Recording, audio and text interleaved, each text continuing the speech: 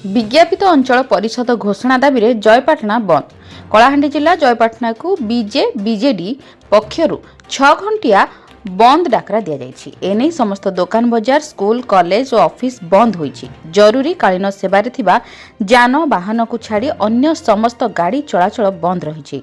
मोहन सरकार वर्तमान राज्य रे 12 गोटी एनएससी घोषणा करिसेंति, किंतु एथिरे बीजेडी सरकार घोषणा करिथिबा जयपाटना बात करा जाइछि, जाहाकु नै जयपाटना बिजू जनता दल पक्षरु बंद डाकरा दि जाइछि। एथिरे ब्लॉक बीजेडी सभापति मिनी केतन पुजारी, दिलीप राउत, सत्यनारायण अग्रवाल, विघ्नराज पंडा, शत्रुघ्न राउत, अनिल साहू, आंबुज धंगड़ा माझी, मसीम खान, भुवने दलपति और जनसाधारण उपस्थित थे।